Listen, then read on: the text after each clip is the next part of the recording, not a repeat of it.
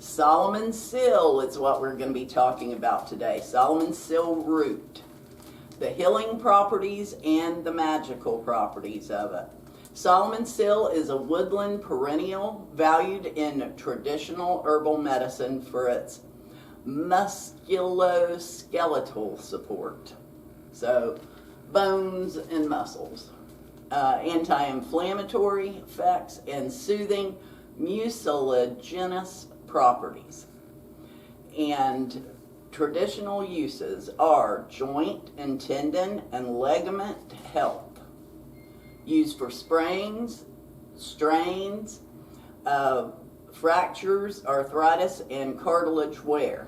Herbalists believe it to help restore elasticity and moisture to connective tissues, improving mobility and reducing stiffness.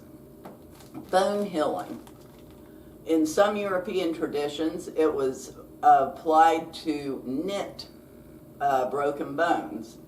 Yes, so this is when I had somebody come in and ask for bone knit the other day, and I found out comfrey is called bone knit, bone set is called bone knit, and Solomon Seal, and there's a few others too that I can't remember right off the bat, but they're all good for bone knitting. And then digestive soothing, the mucilaginous, the sliminess. Renzyme coats. Renzyme. I can say that every other time I try to, except right now. Rhizome coats and protects mucous membranes, easing stomach inflammation and indigestion, acid reflux, and constipation. It may also improve appetite. Skin and wound care. Poultices, salves, and washes were applied to bruises, wounds, poison ivy, and hemorrhoids to reduce swelling, promote tissue repair, and prevent excessive bruising. Modern herbal insights.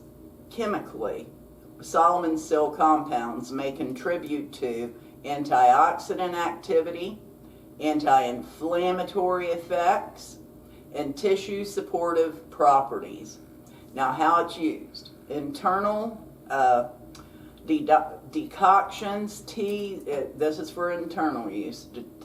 Decoctions, teas or tinctures for joint support, digestive comfort, or general tonic use. External, crushed root poultices, salves, or washes for bruises, wounds, or skin irritation. Now, the poultice, you can watch my video on poultices and just mix with water. You can mix with that. Now, this is how to make the tea. You take a half a teaspoon of the ground root to 8 to 12 ounces of pre-boiled water. Let it sit while the kernels puff and sink. So these little kernels here will puff up and sink to the bottom. And then sip slowly. They can be chewed for extra flavor after, whenever you've drunk it. And then for cold tea, steep in the fridge overnight, up to 3 cups per day. Now, how to make a tincture. Fill the jar with alcohol. That would be vodka, brandy, about 2/3 of the jar. And then pouring it over this. And then shake for 1 to 2 weeks, and then let it set 4 to 6 weeks before straining. 1 to 2 droppers full 2 times a day is what you would take of that. Now, safety considerations. Avoid during pregnancy or breastfeeding without medical guidance. Use with caution if on glucose-lowering medications, as some species may affect blood sugar. Ensure proper identification, as in the wild, these look a lot like lily of the valley, which are extremely toxic. So you do not want to get them mixed up if you're foraging for them. And then Solomon's Sill, magical property and uses. So Solomon's Sill is a woodland perennial named for the legendary Sill of Solomon, a six-pointed star symbol associated with wisdom, protection, and spiritual authority. In magical practices, it is valued for its ability to seal, bind, protect, and invoke wisdom. Now, the main properties are protection and warding, believed to shield against negative energy, spirits, disruptive influences, often used in exorcism blends, household protections, and as an amulet. Wisdom and insight, linked to King Solomon's divine wisdom. It supports clear decision making, spiritual insight, and hidden knowledge. Binding and vows, used to fortify oaths, spells, and magical workings, ensuring they endure and are kept. Spirit communication, associated with Solomonic magic traditions that emphasize control of spiritual forces through knowledge and will. Resilience and transitions, supports habit breaking, new beginnings, and resilience during change. Correspondences, the planet is Saturn for authority, boundaries, and wisdom. The element is Earth for stability, grounding. Deities association, Solomon, and protective spirits.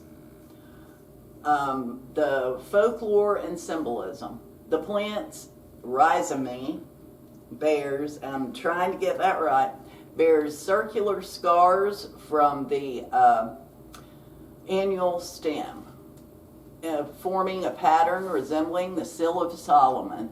This sill is seen as a divine imprint, consecrating the plant for magical use. Its arching, concealed growth mirrors the quiet, authoritative power it embodies. Common magical uses: amulets and sachets, dried root in red flannel bag for home protection, and burned on charcoal to banish harmful energy and invite beneficial spirits. Infusions steeped in water for ritual washes or bath to cleanse and protect. Love charms blended with herbs like mint and balm of Gilead for sealing bonds of trust. Wealth and success, placed in windowsills or burned with wisdom. Incense to attract prosperity. Rituals used in exorcism blends, prosperity rites, and binding spells. The rituals four rituals are used in exorcism blends, prosperity rites, and binding spells. Safety and preparation. The root is the most potent part. Harvest in the season spring through summer, and store dried to preserve potency. Used with respect as it carries strong protective and binding energies. In short, Solomon's Sill is a root of authority, wisdom, and protection, bridging the practical and symbolic and magical work, and is both a shield and a seal, a tool for holding what is sacred and keeping what is true. And that is it for Solomon's Sill root. And our next will be spearmint. So make sure you like, subscribe, comment, hit the bell, and see you in the next show or tomorrow.